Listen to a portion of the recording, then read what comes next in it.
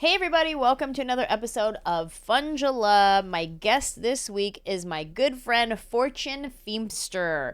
We call each other Texties because we wanted to be besties at one point, and then we never hung out. We would only text each other, so then we became Texties. So I have my textie Fortune Feimster, who you may know from her comedy specials. Her most recent one is called Crushing It on Netflix right now. Also her TV show on Netflix where she plays an action star with Arnold Schwarzenegger called Fubar, second season, dropping soon. She is so funny, so talented. She joins us today talking about her gratitudes. I'll be honest, we forgot MADtv. We just jumped right into gratitude and loved it. But we talk about her gratitude for her home, her body doing what she wants it to do, her family, her career, and we share some really great stories from her career that I love. And I think you're really going to enjoy this episode. And don't forget to like and subscribe. Go to my website, look at my tour dates because my tour starts next week. So excited.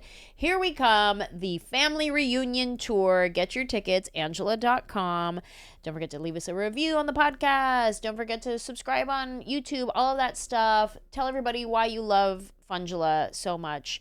And enjoy this episode with Fortune Feimster. Oh, wait, I have something else. Danielle's giving me an eyeball of like, hello, you forgot 10 things. What did I forget? Do you want to tell them the phone number? Oh, that's right. If you want to call and tell me what you're grateful for, here's the phone number. 747-300-5380. There it is. Call me. Tell me what you're grateful for. Don't forget to tell me your name in your message when you leave me your message. And here is your episode with Fortune Feimster. Also, forgot, Fortune is going on tour. Go to fortunefeimster.com and you can see all the cities that she's coming to. If you've never been to a Fortune show, I highly recommend. It's rare that we get to go to each other's shows when we're all touring headliners, but I was lucky enough to go to her show at the Ryman in Nashville. So good. So fun. Her ability to do crowd work with her fans, like, it was just such a good time. So go see Fortune on the road. Go to her website and get tickets. Okay, bye.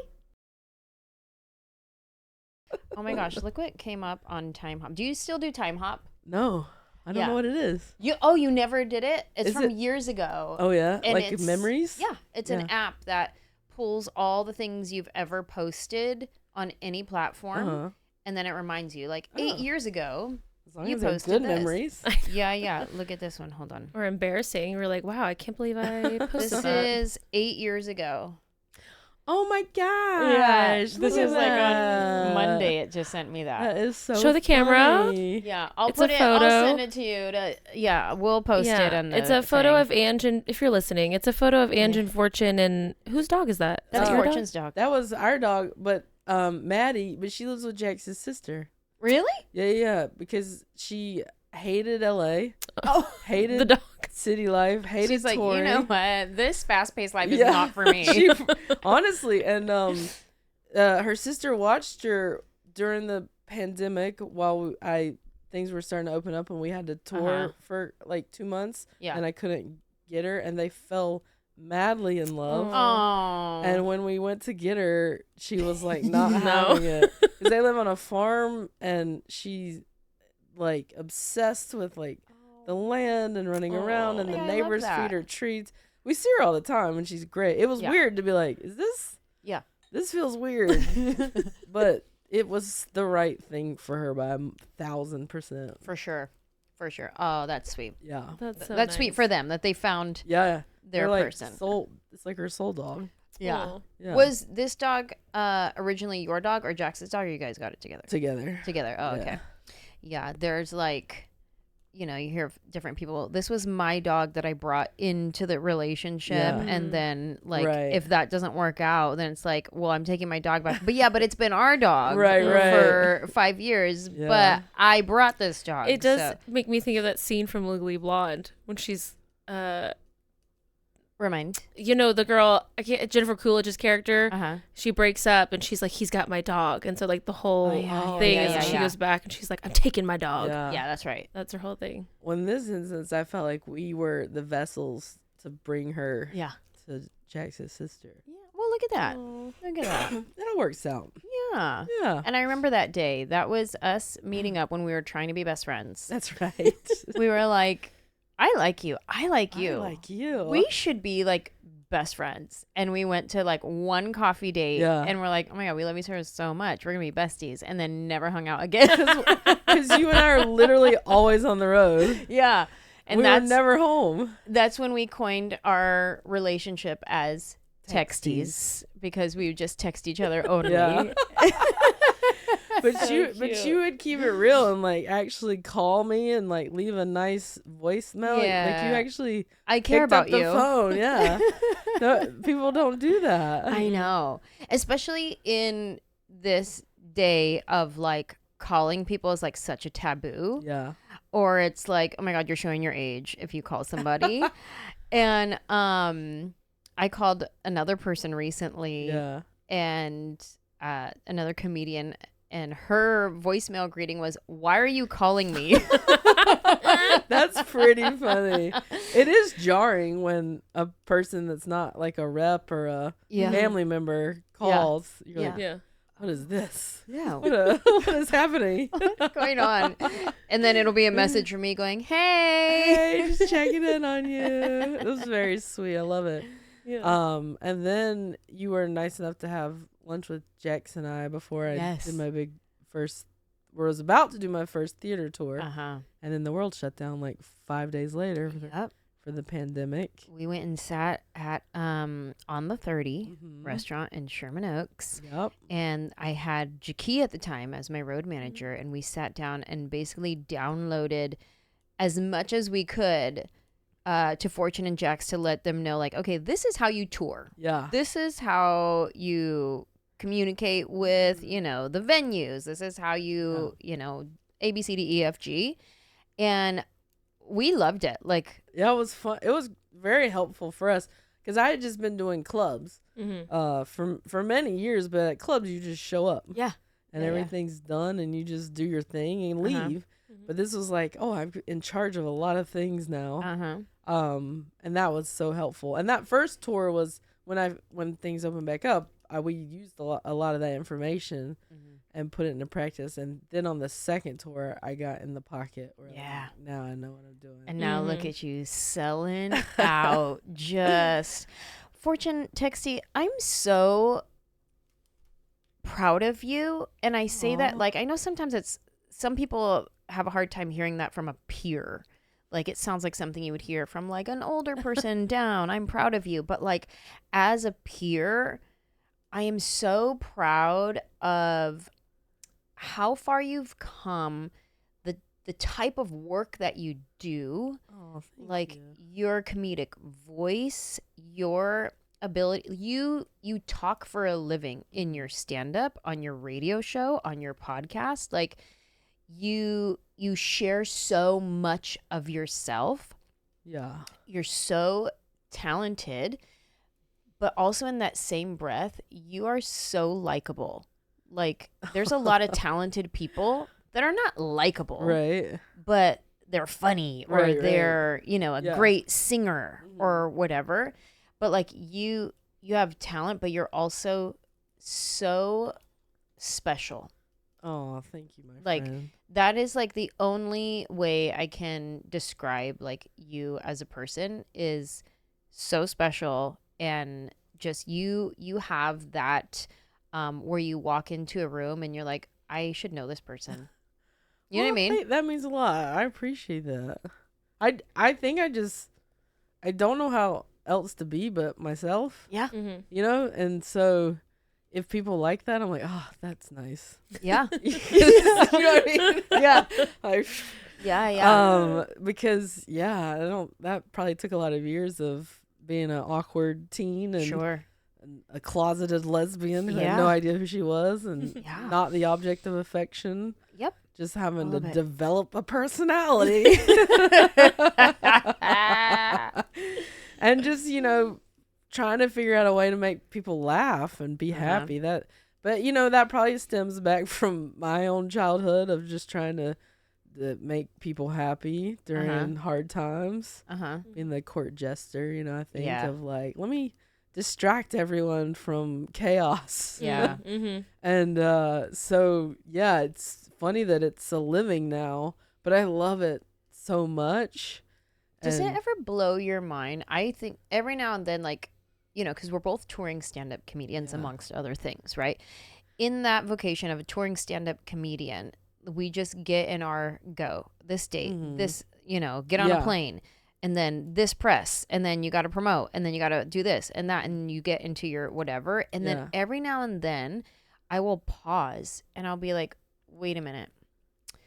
My job is to talk about my life with strangers, and they care about my life. And it hits me so hard that I cannot believe that this is my job that I get to do. How did I get so lucky?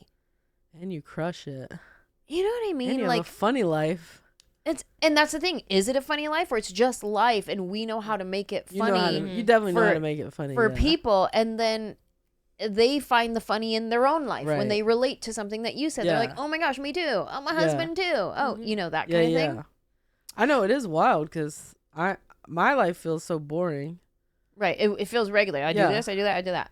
And I can't believe, I'm starting to run out of material though. Because all I do is work. So I'm like, gosh, I don't know what else to talk about anymore. I mean, you talk on 3 different places, regularly. I don't know. There are some days where I'm like, I got nothing. Yeah. But somehow if people ask me questions, it somehow pulls it out of me. Yeah. And I'm like, oh, I didn't even remember that story, or I didn't know where that came from. Or, it's just like when you work so much, you do have to like consciously like remember to live in a weird way. Work-life balance has been kind of on my vision board for a minute. Yeah. For like the past 6 years. So that for my own mental health, but also it does help with stand-up to for sure not just talk about planes, trains, and automobiles.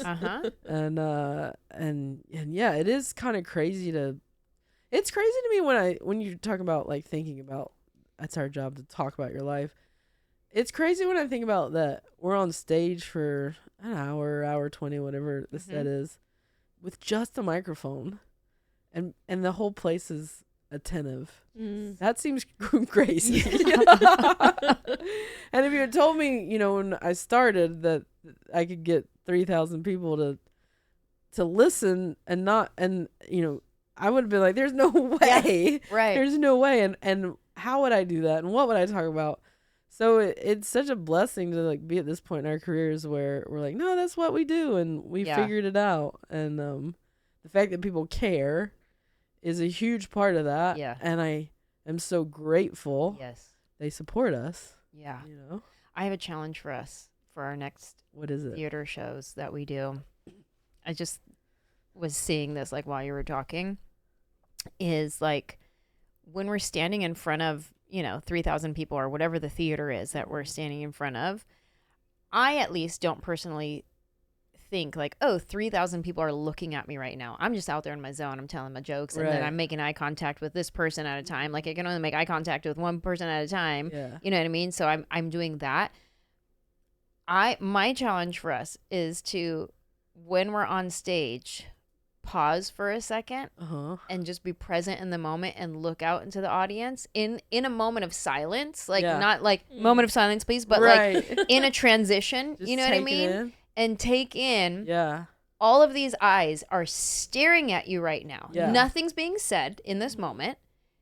It's a quiet moment because we're about to say something else, but just take in all of these eyes, like how you were saying, like they're attentive. Like 6,000 eyeballs at that point, because 2 each. Hopefully. I'm sure there's some that are rocking one, and that's great. Thank you for coming. Yes.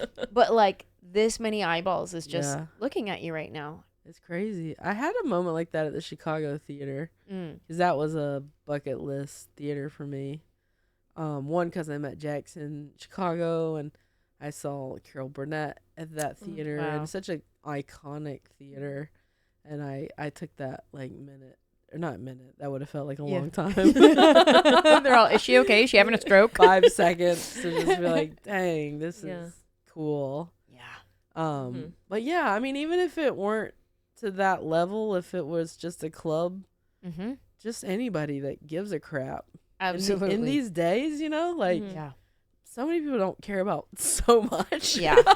Yeah. There's so much apathy that I'll take any love that comes my way. I think also early on in our careers when nobody knew our names and there would be, you know, you're at a club or whatever and there's your name on, you know, the sign out front and nobody knows who it is. And somebody walked by and said, I'll buy a ticket. Yeah. I'll come check it out. Yeah. Like, thank you to that person. Thank you to that person. I also have had early days, a whole couple tables of people stand up and walk out. Yeah. I just had that this last weekend. These 2 people got up I was 15 minutes into the set. I forgot, 15 minutes into the set, and these 2 people just got up and started walking out. They're like, meh. And I'm all, oh. You're like, wait. Okay. I'll never forget it. I was in Kansas City, I think in the Improv there, and I think I got like 10 minutes into my set, you know, came out swinging with a gay joke. And a table of 4, an older like double date couple, just got right up and walked the heck out, and I was like, noted. But I'm also like, if you didn't like the first 10, you're not gonna like the last 50. Yeah, for sure. So go get your money back. We did not realize she was a homosexual. We are not supporting homosexuals with our money. We'd rather go to the Cheesecake Factory. Okay. And honestly, that's a good cheesecake. Yeah. Go enjoy it. You know what? We recently met a couple that own a cheesecake restaurant in New York. Where is it? In Albany, New York. Okay. They were voted number 4 in the nation. Whoa. Yes. That's good. And there was a moment where they were number 1. Yes. And then Cheesecake Factory and then knocked them out. Come on. Let the little guys win. But they're amazing. I think it was machismo cheesecake. Yes, machismo cheesecake. Bomb. So amazing. Okay. Check them out. Next time I'm in Albany. Yeah, for sure. And they may even deliver. Who knows? I don't know. But and it's a husband and wife, and they just do it themselves, and it's so good. I love that. I don't know how we got on that. Oh, you mentioned Cheesecake Factory. Yeah. No homosexuals. That's right. Okay. No homo. No homo. Oh, Fortune, love you so much. I love you, bud. You've really been killing do. it forever and paving the way for many a people. Thanks, man. Yeah. I just, like you, I just do me, and hopefully people like it, and people have liked it for a long time, and I'm so grateful for that. Like, I can't believe, like I was saying earlier, like, what? This is my job. And then put on it that I've been touring for like 18 years. Yeah. For 18 years, people still care what I have to say. Yeah. Ugh, I can't even. That's one of my gratitudes, is just. You were like the OG of like the picture with a bunch of people. crowd. The crowd in the background. Yeah. I was like, dang, look at Anjelah go. Yeah, what even is this? It's so cool. And then you start singing and dancing and doing all that stuff too. I'm like, I got comedy. That's it. I just found an old joke. When I say found, my social media team found and sent it to me. Yeah. An old joke of mine that I hadn't seen in a while. It was in my first hour of comedy, and I didn't even get to record it in my hour special because there was a dance break where I full on start music and I start dancing, and my team at the time was like, we can't get the license to this. You gotta pay you money, gotta cut girl. this. You gotta cut this out of your set. So I never got to do that bit fully. Yeah. But it was recorded at some point. Yeah. Somebody recorded me doing it at a comedy club somewhere. Oh, funny. And they found it. I don't know how they found it.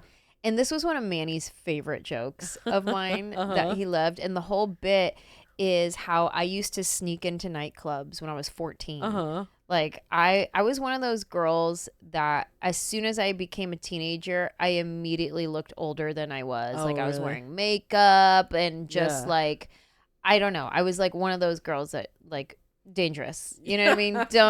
Yeah. And so I would use a fake ID and I would go to the nightclubs. To the club. To the club. And I would just do my cheerleading choreography. Really? Because I was a cheerleader, so I would do like they would have like circles. 14-year-olds leading the soul train. Yeah, there'd be like circles everywhere, and there'd like some break dancers, or there'd be like people like house dancing or whatever. Yeah. And then I would get in there and just be like 5, 6, 7, 8, and do like all my choreography, and that. And that was the bit that I did. Tigers. I did a whole thing about sneaking into the club when you're That's 14, funny. and it was like there's a reason why 14-year-olds are not allowed in nightclubs. Yeah. And then the music starts, and I go into a full-on choreography. And You can bring that back. You just have to find a free song. yeah, now I know. I could have easily just used a free song. Yeah. And It wanted the dang same. it. Or Manny could make one for you. Oh yeah, Oh, that's true. he does Yeah. all the time. All Were my people specials. into it? Like, were people like, loved. go girl, get it? I think you should bring that it's back. hilarious. I think you They should bring loved it back. it. Like, I mean, like people in the club. Oh no! Back when I was young, I thought I'm talking the audience. No, I'm talking about people in the club who turned around and they're like, "Look at this chick." No, and I'm you're sure they doing- probably were like, "What is happening?" I'm sure they hated it completely and was like, "She for sure used a fake ID to get in That here." is so funny. Her mom is picking her up at the end of the night. I love it. That's wild. Yeah. There was also another nightclub that opened up in San Jose, and it was like, it was 18 and under, so it was for young kids.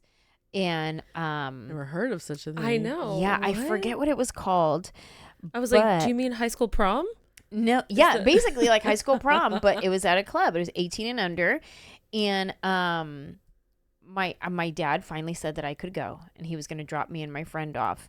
And I didn't know where it was. I was just given the address. This is before, like, oh, just Google it. Yeah. Like, so I was just given an address, and my dad takes us to an address, and it's an old Portuguese church. And I Oh. was all, maybe it's our church. All right, I guess. And I just get out of the car and I start walking up to the church, and then I realize nobody's here. It's not at this church. I'm like, I don't think this is it. So I get back in the car, and then my dad keeps driving down the street, and there's the nightclub with a line of teenagers waiting to get in. Wow.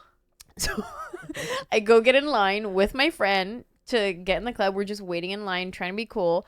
My dad pulls his car around with his headlights on, flashing me the whole time, like not high beams, but just his headlights on. And I'm standing in line. How embarrassing. My dad's car is just waiting for me to get in the club with the lights of the car on me the whole time. That's Like he funny. just has his eye. I'm just making sure Yeah. I'm staying Yeah. safe. But I was so embarrassed. I just got back in the car and left. I was like, this is embarrassing. My dad's standing here. Everybody sees my dad in his car. He won't even turn the headlights off.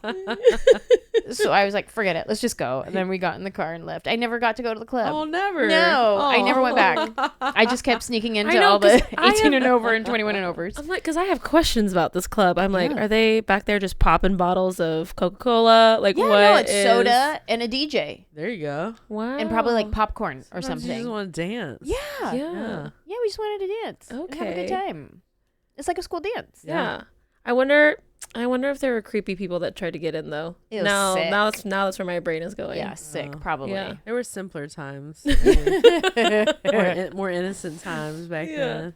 Did you ever go to clubs growing up? No, I was pretty boring. Yeah. I went some once I was, of the age, but I was never really a big club gal. Yeah. Yeah. You didn't want to dance or anything like that? I like to dance, but I would go to like school dances. Even in college, we had school dances. Oh, yeah. I think when I moved to LA, they would have like bars like in Santa Monica that would have like those bands that played like 80s music, and Mm-hmm. I love that kind of stuff, like Yeah. the throwback things. Oh, yeah. Yeah, but not like club music. Yeah, More yeah. than that. Well, now, no. I don't want to go to no club now. No. Now I would be like so out of place. Embarrassed. The last time I think I went to a club, this was years ago. I was doing a show at the Venetian, and if you do a show there, they're like, if you want to go to Towel or whatever Same, it is. same. I was like, they're like, you can go to Towel. I'm like, I don't want to go to Towel like by myself. And my sister-in-law's sister happened to be in town for her bachelorette. So they're like, we want to come to your show as part of the bachelorette. I'm like, all right, that's okay. Don't get kicked out. I go, that's what you want to do, okay. And so they came and she had her sash and everything, and I said, well, as part of the show, they will take us to Towel. I guess that's what you do at a bachelorette. So a security guard like walked us through the casino, and they felt so cool. Oh, that's so cool for and them. So it gave me some brownie points. But one of her friends, not her, but a friend that's kind of adjacent to the group, didn't bring her ID. And I didn't know any of this was going on, and they tried to do the old pass the ID down. I'm like, you can't do that in Vegas. No. They've got cameras everywhere. Yeah. And the guy just gave a look like, no, that's not, like, don't even try it. Yeah. And the girl was like, so she had to go back to, we all went in, and we were like, deuces. Yeah, no. And she had to go back to, everything looks like it's so close there, but it's not. It's not. It took like an hour. She went back to her own hotel, got her ID, and came back. But I'm just like, girl, don't be getting me in trouble in Vegas. Mm-hmm. Exactly. They don't play here. Nope. And Fortune's never invited back. But that was my last club visit, I think. Same. We did that too. Yeah. This last summer. Same thing. Played Venetian. Then you can go to Tao. Blah blah blah. Yeah. And it was my husband's birthday. Oh yeah. So we had a big group of friends come, and we're not clubbers, but we're like, they're gonna take us. Might as well. Let's just go.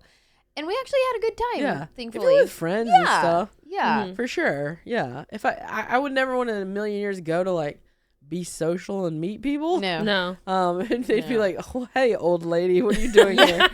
But if your own friends are with you, then why not just jam a little bit? Yeah, but and I would go like strictly a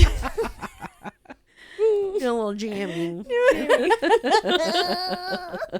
I would go strictly to jam. Like that's it. Yeah. Because otherwise, let's just go to dinner so we can all talk. I know. I love a dinner. I love a dinner. There's nothing better than like a group dinner or a couples dinner. That's how I like to be social. Yeah, same. Sit at a table, eat food, drink. Yeah. And chat. Yeah. My favorite part was after Tao. We stayed for maybe like an hour, danced a little bit. It was fun because like when have we all danced like this? You know what I mean? Like, so it was fun. We stayed for like an hour. We danced. And then we left and went to a bar that was in the casino. And we just got some cocktails and just sat around the table and just talked until like 2 a.m. Yeah. And then, because, everything stays open like all night. So we talked till like 2 a.m. And then on the way back, there is like the little food court area and there was pizza. So we sat and had pizza for like another hour. And like, that was fun. Like that kind of a night. Another thing I love is another show I did in Vegas. Christopher Anjelah opened for me. And we went to a place where you can have cocktails and someone sings. Ooh, fun. I love that. I love that too. Like just watching a talented person sing with a band or whatever. Yeah. So love that. You're just kind of chilling and enjoying a show. It's great. We are old. We are freaking old. We are so But I would have been like this at 21. Yeah. I was like this at 21. I'll tell you what's great is Bruno Mars has a club called, really? Called the Pinky Finger, the Pinky Ring, the Pinky something. The Pinky and something? It's a live band. Okay. And it's like basically as if you were seeing Bruno and his band, but it's not Bruno and his band. They have the same vibe. Yeah, it's their kind of it's their friends basically, and they play amazing music. That's and cool. A lot of Bruno songs, a lot of just current songs. What city?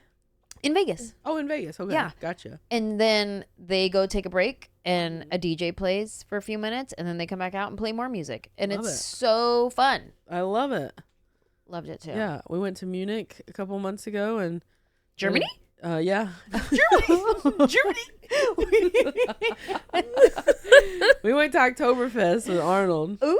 Arnold. So Stop. cool. You did not go to Oktoberfest with Arnold Schwarzenegger. Get out of here. Yes, because we were. Who have you become? From the Carolinas to Oktoberfest with Arnold Schwarzenegger. Isn't that wild?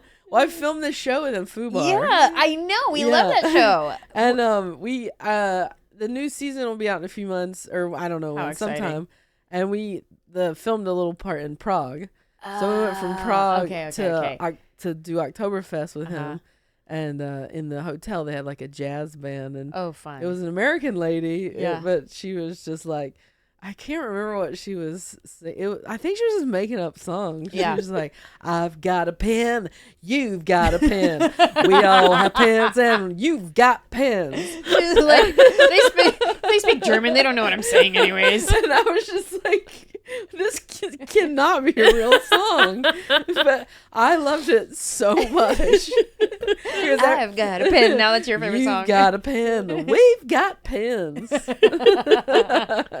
I hate you. But everyone was ignoring her and drinking, and I'm just like, you've got pens. You've got pens.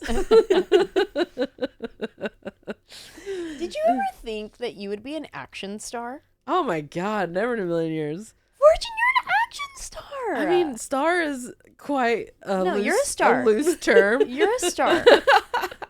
You're an action star with the action star. Oh yeah, Arnold Schwarzenegger. I took the job because I was like, no one's ever asked me to do this, and I don't know if they'll ever ask again. I have to do this job. It's so cool though. I love the break from. I got to be the comedic relief on the show as well. Yeah. But I So just good. loved getting to like run from explosions and dream. the second season I was in a couple dicey situations where I was like, I could have broke my ankle there. In hindsight, where you're just like, ooh, that was very close to being very dangerous. I didn't know I was doing my own stunts. But you try not to think about it in the moment. But I've learned a lot doing it where, once you start doing that more physical acting work, you do have to sort of advocate more. Yeah. For your safety. For sure. Everybody's just trying to get the shot and get the day done, and you have to be like, whoa, let's hold on. Hold on, I jump to the other building on the roof? Yeah, and so, but it's cool. It's just, I have such a blast on that show. They'll air this second season, and then we'll see if we get to do it again. If not, I'm so happy I did it. Yeah. Like what a treat to be this big gal that does silly comedy, and they let me try to be a badass. Yeah. That was cool. I love that for you. So, and I've heard they're really happy with the episodes, and I think it'll be better than the first season. It's one of those shows you just watch to like escape, Yeah, it's fun. It's fun. It's a cliffhanger every and you just enjoy it, and and Arnold is like the classic quintessential action comedy movie star. Yeah. I have a question. Did you ever get insecure? Like, you've worked with a lot of like A-list people in your career. Did you ever, like, in that kind of setting, being an actress on set, you know your lines, you're in this scene, and do you ever feel like in that particular situation, I'm an action star, I've never been an action star, and then in this scene you have to go like pull out a gun and run and whatever, and you're like, wait a minute, do I just pretend like I know what I'm doing? Or like just like say, hey, what's up guys? Action, all right, I got this. You just have to kind of go into it just going like, I want to figure this out as I go. But you just kind of have to fake it till you make it. I'm always like a little like reserved the first couple days around those bigger stars, but you just kind of have to trust that they know you are there to do good work, and you're a nice person, and I'm like, I don't want anything from you. I'm just here to enjoy the day. And then it kind of puts them at ease, and they some of these big stars are a little guarded at first, which I get. They have a lot of people coming at them from many different directions, so I just kind of chill in the background, like eating cheese at craft service. I'm not like You know, I'm not the person that's like, tell me everything about your life. You know, let's be best friends and exchange numbers. I'm not thirsty. Yeah, let's keep in touch. Yeah, but they kind of come to you at some point if you're just doing good work and being a normal person. Yeah. And so, I with Arnold just kind of, you know, slowly start chatting with him. And then, you know, a week later, I'm, you know, making fun of him and teasing him. Are we best friends? Yeah. I'm doing his voice to him. You know? I'm like, get down, let's go, Arnold, come on. And he, you know, shakes his head and laughs. And it's always nerve-wracking. Like, my first day working with Jennifer Garner, I had to drive her in an ambulance around a neighborhood with like 8 crew guys in the back of the ambulance. They're like, I've never driven an ambulance. And you're just like, nice to meet you. Like, you're like, okay, I drive good when it's just me in the car.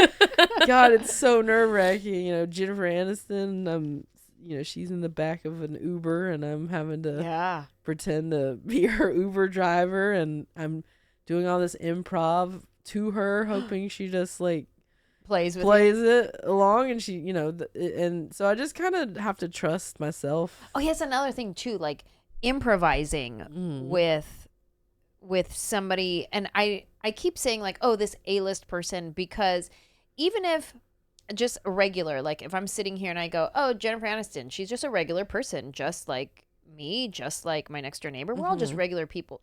But then when you're on set filming something, and in this moment we are peers, because we're both in this scene together, and we're showing up for each other. So in that moment, it's a little different in like a reverence for this person. Like, you've been doing this for years and years and years. You're insanely gifted at this. I have like self-doubt and imposter syndrome, and how did I even book this? What am I doing here? And action. Okay, you know what I mean? Like, there's no pressure. A little bit of that, and improvising. Yeah. I did a movie with Eddie Murphy. Yeah, I remember. And I am so grateful that I got this opportunity. But I remember our lovely director being like, you know, just improvise with him. Like, there wasn't stuff written on the page for me and the guy playing my husband. Yep. But it was like, just improvise. And I'm like, got it, done. But then when you look at the scene, like, it's a scene between him and Tracy Ellis Ross going back and forth, or him and like, it was just one of those things where I'm like, wait, you want me to jump in? I know, it's tough. on what they're talking? You want me to just, okay, cool. Yeah. And there's 3 of us here. You want all 3 of us to find a moment to jump in? I honestly feel like I think I let him down in this movie. Like, I don't feel like I brought to the table amazing things for him to work with, because I really was like, how do I... You're trying to be respectful. That's what I'm saying. I'm like, here's a legend and here's a legend. Yeah. And I want to like respect, like, they got their own timing. They're going back and forth, and it's like double dutch. I'm like, wait, I can't. I'm going to hit the ropes. I can't even. And then Lombardo, the guy who played my husband, he's hilarious and fearless, because he's like, oh no, I'm going to get in. And there was one moment in a scene. And he went for it, and he yelled something out, and everybody went like a record scratch. And in that moment in the scene, like, I'm holding on to him, right? And he does that, and I couldn't help myself. Like, I squeezed him so hard, and I was like, ugh. And like, I'm frozen, my neck is tense, and I'm like, oh my god. You're like quite literally like, babe. That's funny. Yeah. No.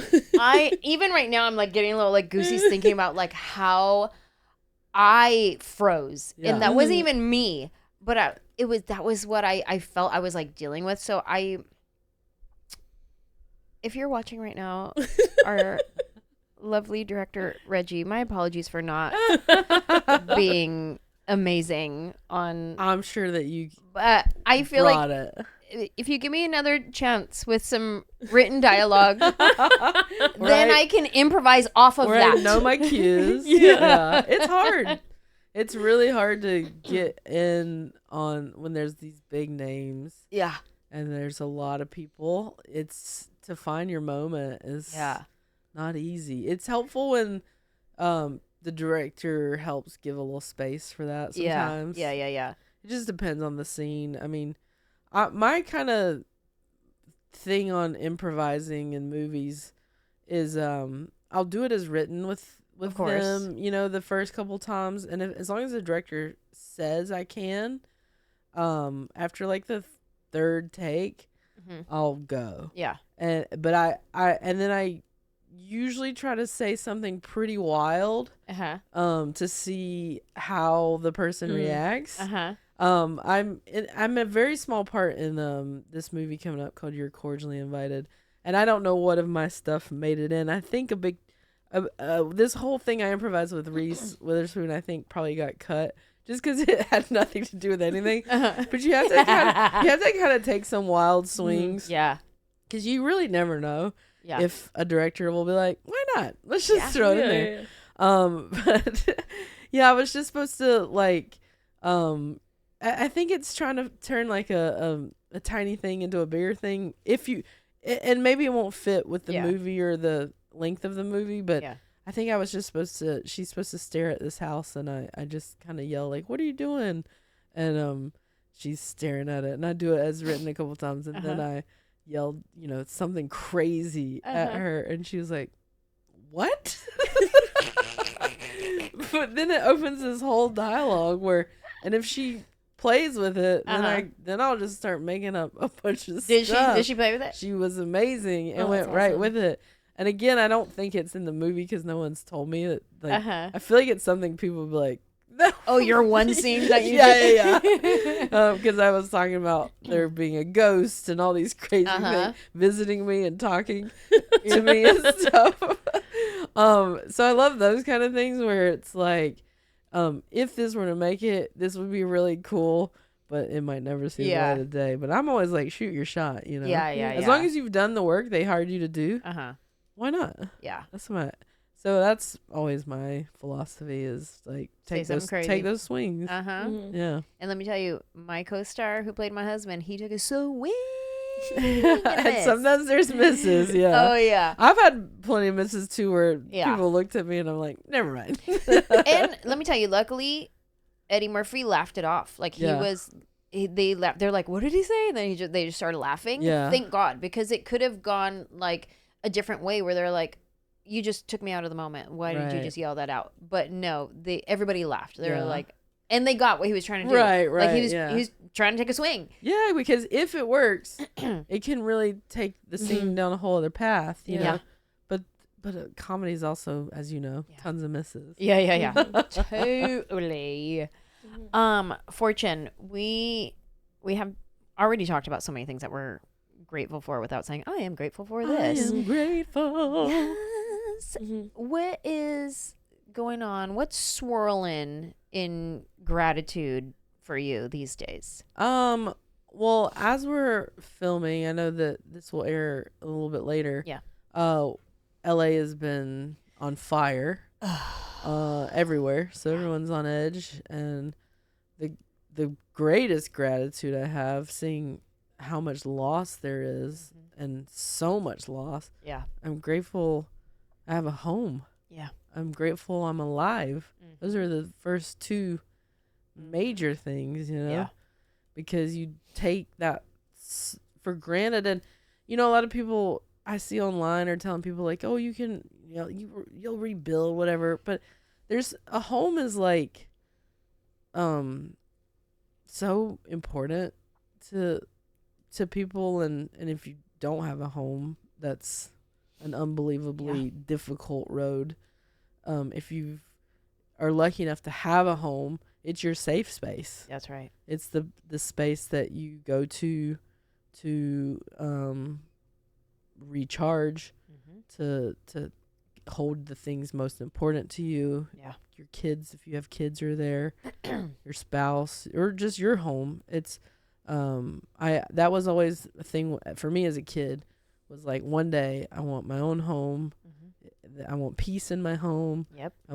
That will be the place that I go to for myself, to take care of myself and to do the things I need to do in life. That will be the my sacred thing. And when that's taken away from you in a blink of an eye, I'm sure devastating. Yeah.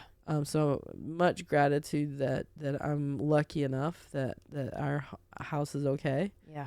And then with that, people lost their lives. Yeah. And again, that can happen at any second, That's right. and any day. That's for right. anyone. So I'm grateful to be alive. You're so right when you say the home is a safe space. Whether your home is a multi-million-dollar mansion or this studio apartment over here, this is your space that you share your energy with. So like I'm a big believer in energy. Yeah. And like, you make this your safe space. This is where you can breathe when you've just been out and busy, and then you get home and you can just sigh. Let it all go. You have your favorite blanket right here on the couch. You have, your plants maybe that you feed and you water. You have your little, maybe your bird feeder or something, and then a little hummingbird comes to your window, and then you make it your space that brings you joy. Your space that you can feel connected with yourself, with God, with whoever.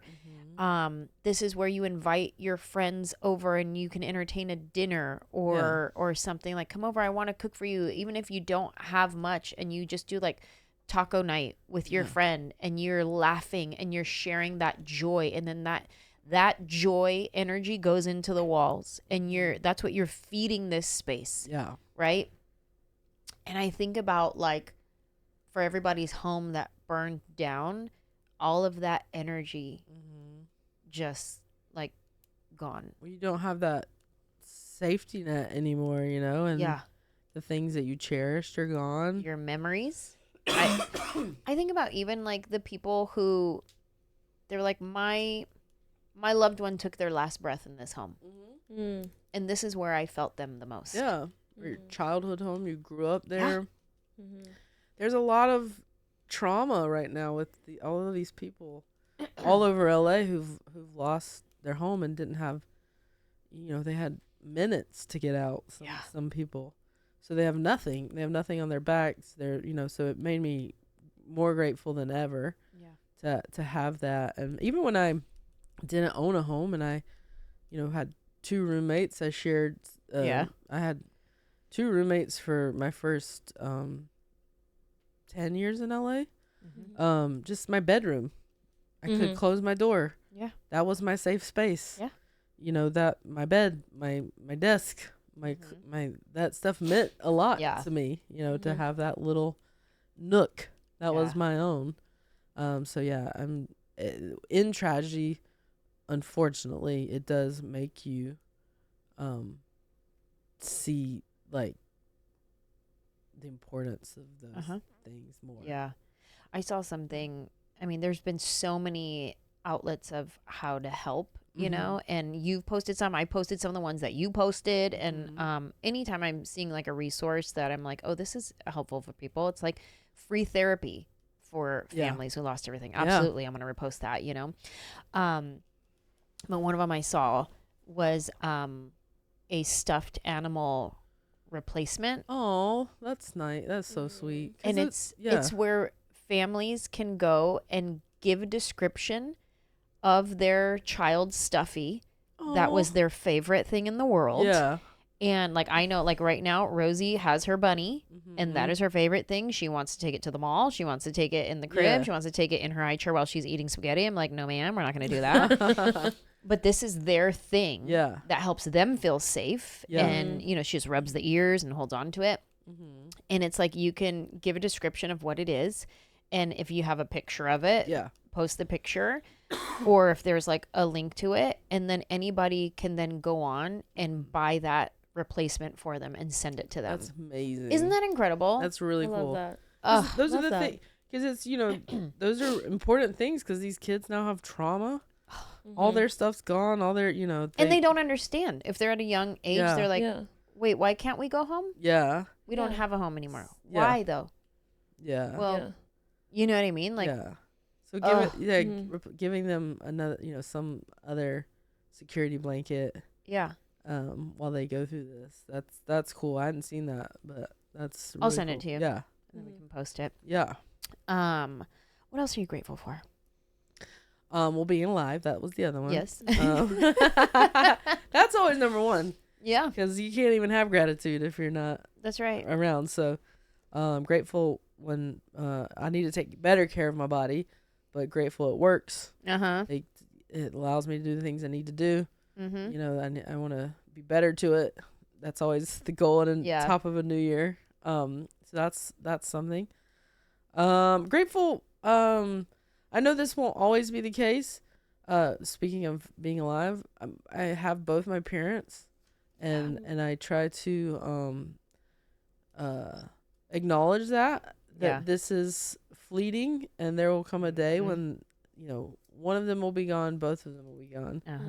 And so I'm a little bit more conscious of calling, spending time, like not getting tripped up on the little things as much and the annoyances as much. Because I know when that day comes, that can't be reversed. That's right. So I have gratitude for this moment in time, because they're here.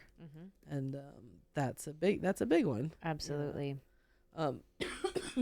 Excuse me. That's right. Grateful for my and also with that, you know, also my parents and my wife, my dog, that's also you know, in that vein too, of like everything's intact. Fear of death, you know what I mean? Is my biggest fear. Like that's been something that's traumatized me since I was a young child. So I fully understand where you're like, I'm grateful that so and so is alive. I'm like, are you kidding me? At any moment I'm all of a sudden like, oh my God, are they breathing? Oh my God, are they, like for sure. The whole thing, and we think about it too with like you know, we're getting older, so our parents are getting older. I am blessed to have both of my parents as well. And I think the same thing. You know, one of these days I won't have them, and what is that going to be like? Like I only know life with them. Exactly. What? Even though we're adults. Like I think about when my grandma passed, my mom's mom.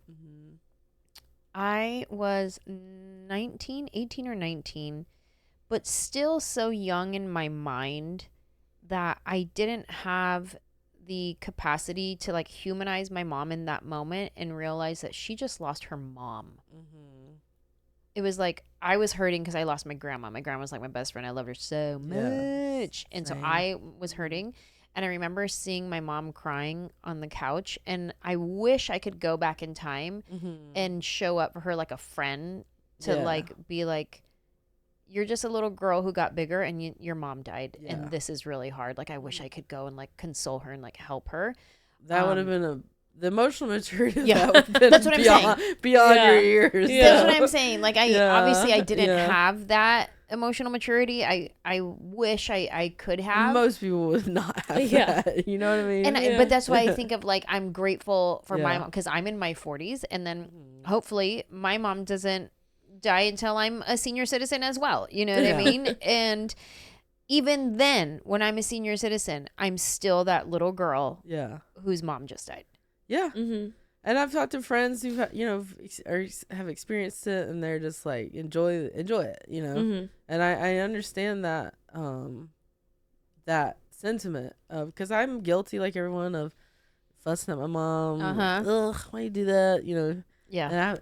But as I've consciously in this last year been like, stop it. Yeah. Like, you can't do that anymore. Like, you got to not that we're not gonna have little tips here and there. We were fussing at each other on the car ride when about something, but there's, as an adult, you go through like hard times, and you can talk to friends for sure, but a parent is someone that you can be like, I can call anytime.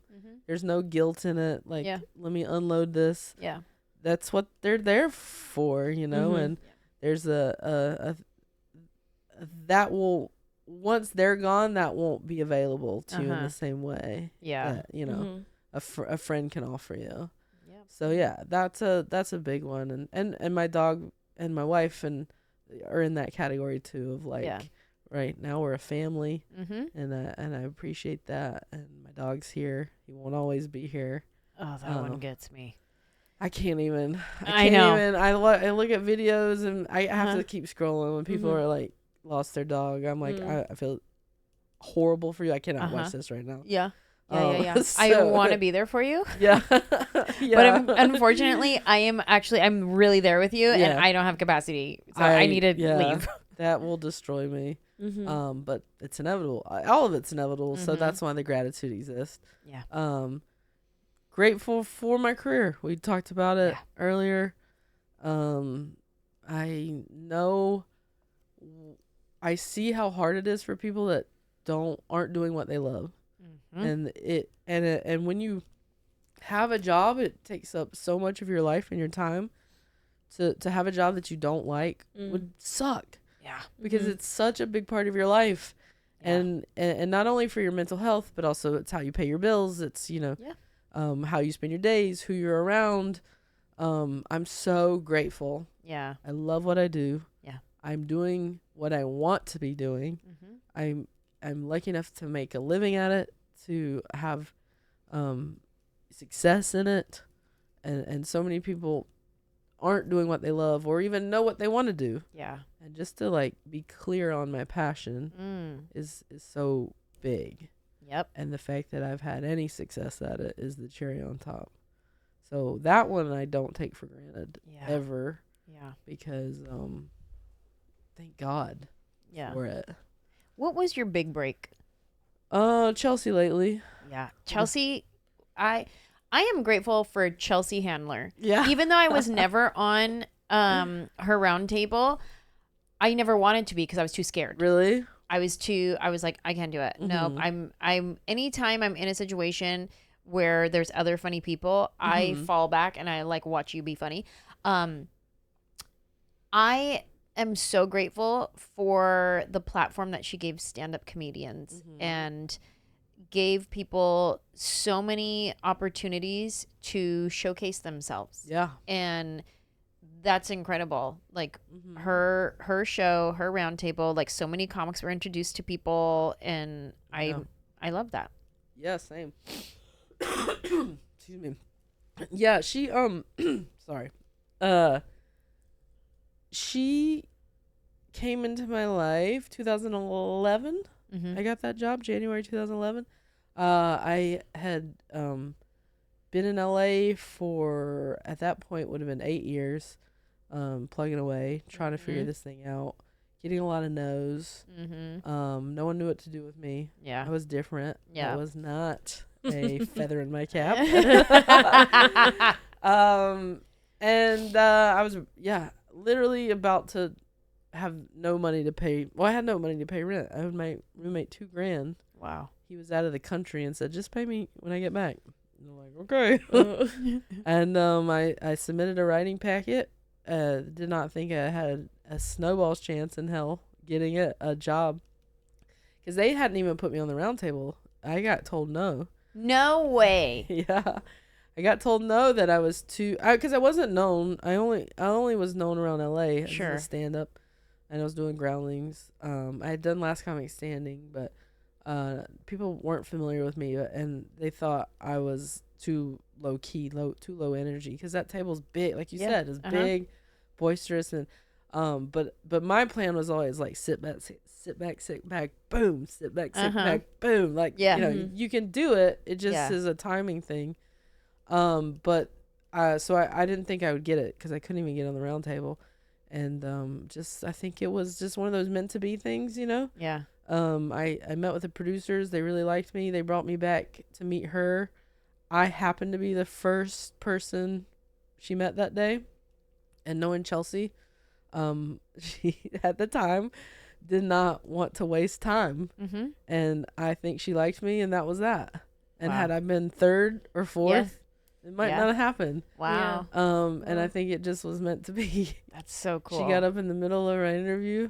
Nice to meet you. Left. I thought I blew it, and she just knew that she liked me, and that was it. Wow. And so it changed my life because I went from being broke, no one knew who I was. No one was giving me a chance, to like all of a sudden I'm on a writing staff, making a salary, insurance. Come on. Round table every other week. See, I didn't realize that you had started as a writer. I only remember you from the round table. That's so cool. I was there every day. Very corporate. 9 to 6 or whatever it was. Mm-hmm. Did you have a little key card? Boop, boop. Yeah. Look at you. Did you have it on an elastic thing? It was way more corporate than people would have realized. Oh, yeah. A lot of rules. Even for a comedy show. Where was your offices? The first half I was there, Santa Monica. Then it moved to Universal, which was amazing because it was in the Valley, closer to me. And I loved it. I was 3 years on the writing staff, and the last year I left to go do acting and stayed on the round table. So cool. And then my acting big break came through Mindy Kaling. I did a pilot when I left Chelsea. I did a pilot that was supposed to go, and then the president got fired and a new regime came in, and that stuff always end of the story. Yeah. So that didn't happen, but it was with Tina Fey and Robert Carlock, who did 30 Rock, obviously. I pitched them like, hey, would you guys be interested in producing this? It's a sitcom based on my life. They said yes. So that was a big break in that, like, I'm creating a show with these like unbelievable showrunners. It got bought by ABC. We filmed the pilot. Didn't I audition for your show? I think you did. I'm pretty sure I did. I didn't book it. No, you didn't book me. Well, guess what? It didn't get picked up. So you would have missed out on one day of work. I want to say sorry, but you are amazing. But that was a heartbreaker. To film it, you get so close and you see what it would have been like. Yeah. Ooh, that killed me. But the when one door closes kind of thing that happened there is that one of the writers, so the 30 Rock writers all go around and help each other out on pilots in the punch up room. Or at least they did. That would have been 9 years ago now. Yeah. Or 10 years, I don't know, a long time. Yeah. They would help each other. And so a couple of those 30 Rock writers came to our writers room that week, and Lang Fisher was one of them. I love that. And she I just imagine like soldiers coming in, like your backup. They're like, we got your back. These unbelievable joke writers. Yeah. And then I was like watching them like, holy cow, they just, joke. You're like, dang, this is crazy. It didn't go, and she told Mindy about me. There was like a 3-episode guest star thing, and she was like, check out Fortune and on the Mindy show. Yeah, on the Mindy project. And Mindy called and said, I'd love for you to do this. I was like, that's unbelievable. Yes. And that led to a series regular on that same season, and I did that show for 3 seasons. Love so that show. Opened my whole acting career. Wow. So a lot of cool people have reached back and given me opportunities. That's so special. I'm grateful for that. That's really, really cool. Something about Mindy is I follow her on Instagram, and I comment on her stuff as if we're friends. Yeah. And I forget that I've actually never met her before. But she'll post something, I'd be like, girl, yes. Yeah, she's so fun. She's great. She's so cool, and she keeps creating all these hit shows. And girl, she's hired me on 2 other shows of hers. Like, she's the best. So cool. And her writers' rooms are always top notch. She really takes a lot of pride in the writing of things. So she's one person I never have to improvise much. It's all on the page. Yeah. I believe that. Yeah. That's so cool. Do you have any other gratitude you want to submit? In the talking about my dog, I am so grateful for him. Just he's my little. We both are obsessed with him. But he's. Tell us about your dog. His name's Biggie. Biggie. I love Biggie. He's a 10-pound. I call him a little chunky monkey. Pomeranian. Just we're so in love with him, and we're those people that think he's our son. Oh, absolutely. That's what I call my dog, his son. I've been off the road now for a couple months, and so I've gotten to be at home a ton. So he's been, because usually he's like with Jax all the time. Yeah. And he's been my little shadow for 3 months, and just really just his presence, I've really needed it lately. And he's such a comfort. Like, he's the best dog, and he loves us. Like, he's a little more standoffish with everybody else. Yeah. But he's so obsessed with us too. But he just like lays against me at night, and I just pet him. Just his whole aura, his whole presence just gives me the peace I need. Everything you need. Yeah. Right there in a little furry package. A little unconditional love. You need a little unconditional love, you know? Oh, yeah. When life gets a little dicey or you're stressed, you come home and he's so happy, and he's never not pumped. Yeah. You're home. Yeah. That's with every dog. Do you wish you could hear his thoughts? Oh, every day. Yeah. I'm like, can you just talk to me? Yeah. I want us to chat. Yeah. Yeah. Do you ever want to send a text to your dog and just be like, yeah, but I know his thoughts would be simple. Yeah. Food. Sleep. Love, kisses, you know. Yeah, I feel like it would be very choppy. I don't know. I imagine my dog's full-blown sentences. Yeah. Like, he's full-on communicating, hey, I really missed you while you were gone, and I didn't appreciate you leaving me behind. Like, next time maybe can I come? Yeah. Like, I feel like Biggie's not that sophisticated. Oh no, Bonzo's very emotionally mature. Like, me happy now.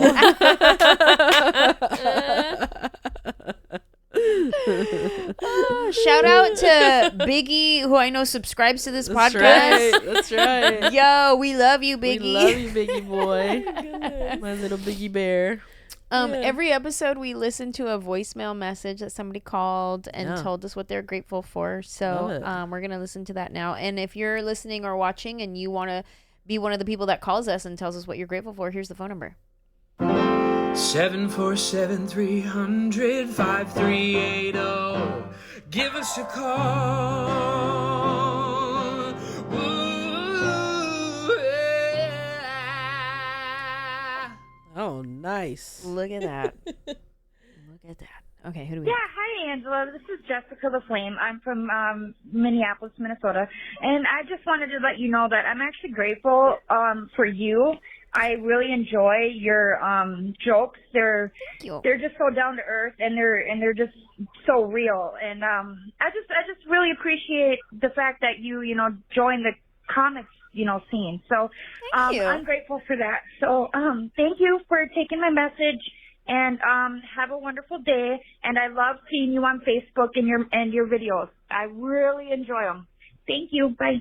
Aw, thanks, Jessica. Listen, did she say Jessica the Flame? Like, is that a nickname? I know. The Google Translate said Jessica the Flame, but I think she meant Jessica La Flame. No. Jessica in Minneapolis, Minnesota. I'm going to go with The Flame. That's her nickname. That's what they call me, Jessica the Flame. Jessica the Flame. I love that. I know, and I love that Minnesota, my jokes. Yeah, that was Facebook. So good. Tater tot casserole. Yeah. Ooh, that sounds delicious right now. They do it up right out there. Thank you, Jessica, for calling and sharing that. Fortune, I know on your podcast, Handsome, which you all are very, very handsome. Thank you. And just lovely. Like, all three of you are just really lovely people. Well, thank you. You still got to send us a question. That's what I'm saying. What if I just give you a question? right now, or should I do it differently? Oh, I mean, if you can. Yeah, I'll send you this. Send me this. Yeah, Yeah, we'll send you this. Okay. Yeah. All right. So I have a question for my handsomes. Okay. What are you grateful for in life, which you've already shared a few, Mm-hmm. but also what's your matitude, which we didn't get to today. Okay. Your matitude is your one thing that's making you mad these days, getting on your nerves, and then your gratitude. What are you grateful for? That's my question for you guys. All right. And then you have to answer it. Yeah. Okay. So Oh, you answer your own question. So- Yeah, you have to Yes. answer Okay. it as well. okay. But you have to So look in the camera and answer. okay. Here we it. go. My matitude. I'm gonna take it straight from today. We're selling our car. Okay. And so we go to CarMax. Manny's like, I'm going to take the car to CarMax Yeah. and we're going to sell the car before we fly out. And he gets there and then calls me and is like, hey, the car's under your name. You actually have to be the one to come out here. I hadn't even showered yet. Yeah. And I have Rosie. I got to change her diaper. I got to get us both dressed, rush, get in the car, Yeah. be over there. They're like, okay, you're next in line. I'm like, perfect. They're like, it should be like maybe like an hour. And I'm like, wait, hold on. I thought I was next. And then rushed back home, took a shower, and I was ready like right before you Yeah. walked in the door. So that's my matitude, is like having to go waste time Yeah. to go sell a car at CarMax. Okay, that's my attitude. My gratitude is I feel like I would say this every single day of my life, but my daughter always. I am grateful for her love for music. Oh. She loves music. She loves to sing. She loves to dance. She has rhythm, like she's on beat when she claps and when she dances. And even like the intro of a song, it's like music, music, music, and then it goes dun dun dun dun dun, and then the beat drops, whatever. She's full on dun dun dun dun dun, like she follows the beat. Yeah. And she just, I love watching her love music, and that's what I'm grateful for. Oh. Is that? I love it. Thank you. Amazing. Thank you. Fortune, I love you like tremendously. Same, buddy. I love you. And I'm so grateful that you took time out of your day to come and be with me and share some gratitudes. I'm glad I could be here. It's always nice to be grateful. Yeah. Thanks, friend. Thank you. Thanks, Texty.